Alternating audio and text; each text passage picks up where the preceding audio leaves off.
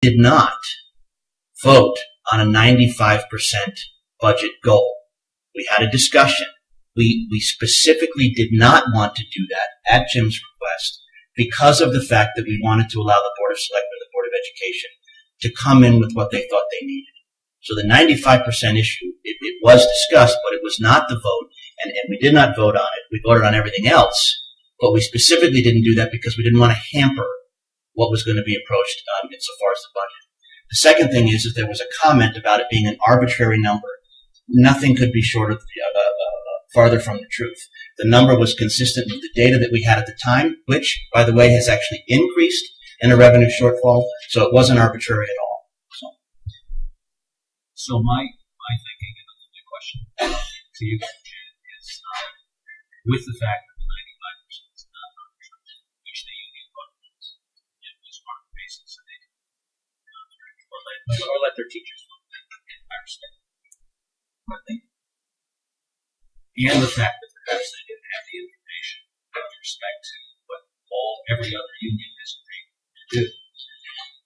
I'm wondering whether it would be helpful if that conversation was at least attempted with the teachers again, because I'm giving them the benefit of the doubt that that's the union. Is that something that we could approach? Well, I think it's something we certainly can approach. I don't see. I will say that with all sincerity. I can't guarantee any outcome. Yeah. Because the follow-up as well. And I have a question. I'm not sure you can answer the Board of Education answer tonight, perhaps by Wednesday. You know, if I run the numbers, the savings that the furlough has is about $900,000, and the savings, which is 3%, 4.9%, which would, in effect, we call it a freeze. It's actually a $3 increase, but that's approximately $1.47 million. Janet, your original budget, which quite candidly I thought was quite austere, was 1.8, which would be a difference of $335,000 increase with that concession, and that would be a 0.5% increase. 0.5, not 1, not 2. 0.5% increase. If you took this savings that we had, 1.470, and for the teachers, and didn't compromise the quality with respect to furloughs, the teachers would have that money back, but that would be a difference of approximately $500,000, which with the 1.1%, $1.1 million increase in education came up with after cutting your proposal. Now we're looking at about a $600,000 increase, which again is 1%, maybe a little under 1%. I mean, that's how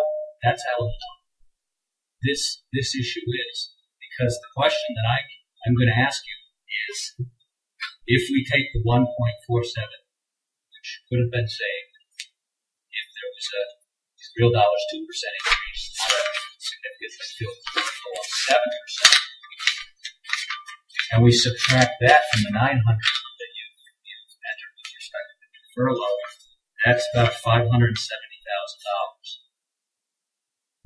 If that $570,000, so that we can have an argument at least, and this is my thinking, just my thinking, if we can have at least an argument to people saying, well, in the budget is this 1.47,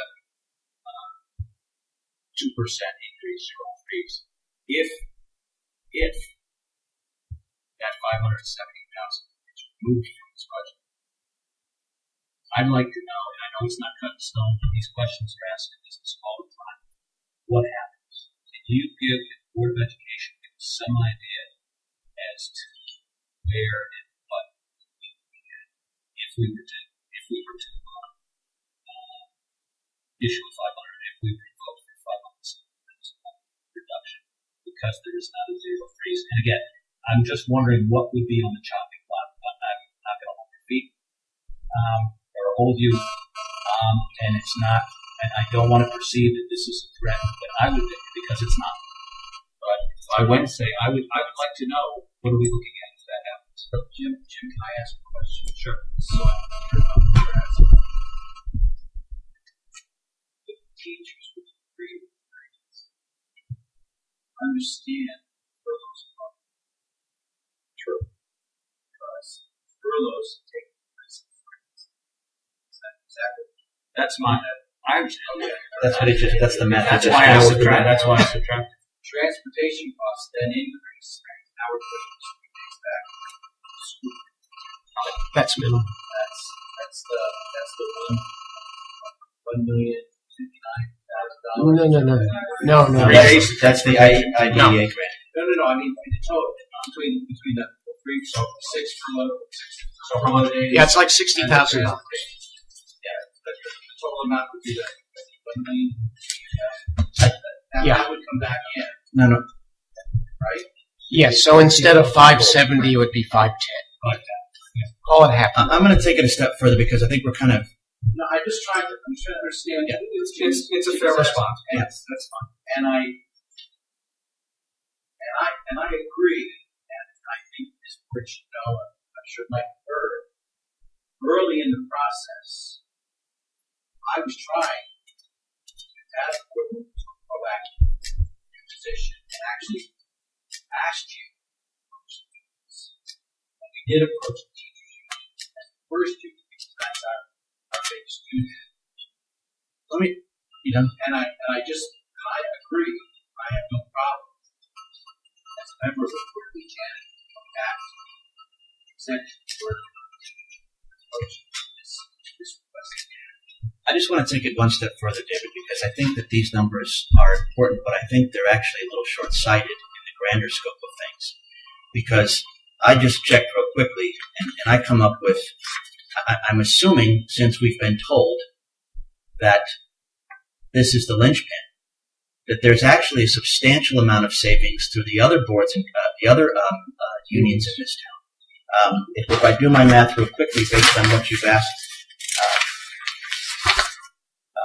in requests for just the custodians, it's $60,000-$70,000 just right there, not including town-side unions and the savings that we have been told they're not going to consider unless everybody does it. So these numbers are actually, savings are larger. So, and to that point, I think, and I'm just going to speak for myself here, but, I too, I hang up my phone from work and I go home and the phone doesn't stop ringing, and it's the issues with, whether it's my wife involved in schools or whatnot, or just, parents that I know. I've gotten a tremendous amount of emails from teachers and actually speaking to them in the gym and whatnot about the position that they feel that they're in.